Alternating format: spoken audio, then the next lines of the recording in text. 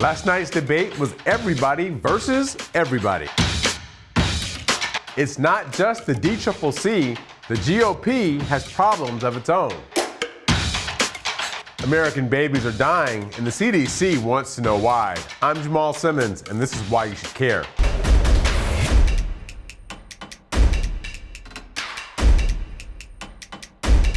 We made it through the second round of debates for the 2020 Democratic primary election. If night one was all about policy, night two was all about making it personal. Shots were fired from all sides of the stage at former Vice President Joe Biden.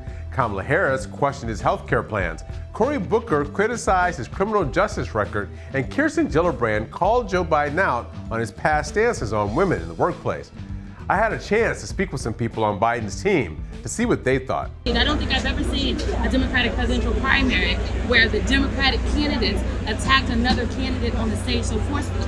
But he stood strong, he stood tall. Stood there, he withstood it, he fought back, which I think the American people wanted to see that. So when Trump comes out, fighting with lies, distortions, and all the things that Trump does, that the vice president would punch back forcefully. But Biden wasn't the only one who got knocked around. Congresswoman Tulsi Gabbard swung hard at Kamala Harris about her record as Attorney General of California.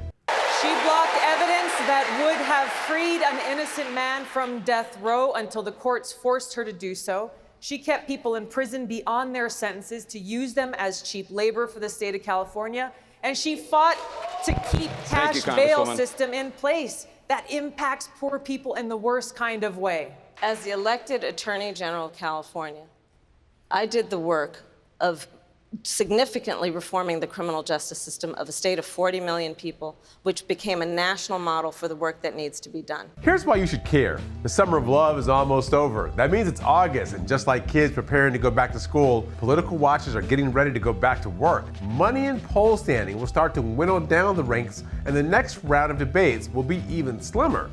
If you're like me, you want to see the main event. Let's get Biden, Bernie, Elizabeth Warren, Kamala Harris, Pete Buttigieg, and maybe even Cory Booker and Julian Castro on the stage together and see who has the chops to take on Trump. I'm ready. You ready? Let's go.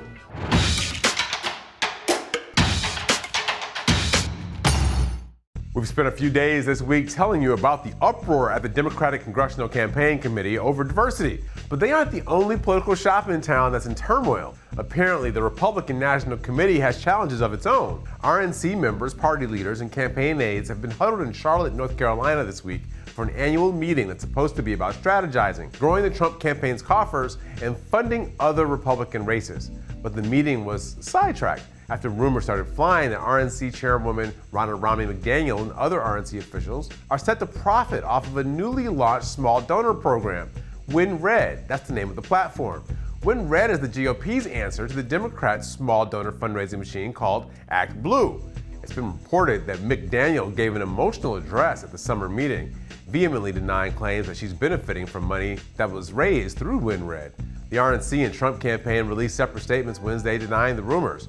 In a statement provided to The Hill, we're still waiting on this. Why should you care? Democrats have been wildly successful raising tons of money from small donors, and Republicans took note. They decided to build Win Red to fight back. But according to FEC reports, Win Red raised only $184,000 in its first 6 months, which pales in comparison to the $249 million Act Blue raised in the first 6 months of 2017. Also, these questions about who is profiting are vexing GOP leaders who should have other things to do. Both Democrats and Republicans are battling through internal struggles and staff problems, but hopefully Republican and GOP candidates stay focused on us.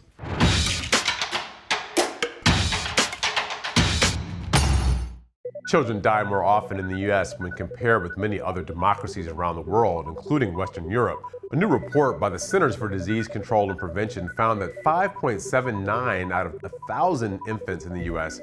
died in 2017. That's a slight decline from 2016, but not statistically lower. Congenital malformations, short gestation and low birth rate, maternal complications, sudden infant death syndrome, and unintentional injuries were some of the causes that led to infant deaths in 2017. Why should you care? 22,341. That's the number of babies that died in 2017 from birth-related deaths. Doctors say that it's a positive thing that infant deaths in the U.S. have stalled, because that number's smaller. But they also point out that it's concerning children of color are more affected. The report shows there's a big racial and socioeconomic disparity. Black babies die at about twice the rate of white babies. Children living in poorer states like Mississippi are suffering birth-related deaths more often too. The rate there is similar to that in Sri Lanka. But think about this, Mississippi's rate is twice as high as Massachusetts, but Mississippi is also 4 times as black as Massachusetts too. So race is still a factor. This data begs the question, in a country as wealthy as the United States, how can our babies, poor and black babies to be precise, how can our babies die at the same rate as some of the most impoverished nations in the world? Thanks for watching Hill TV on YouTube. Be sure to click subscribe and hit the bell so you know when we post new videos, and head to thehill.com for all the latest political news.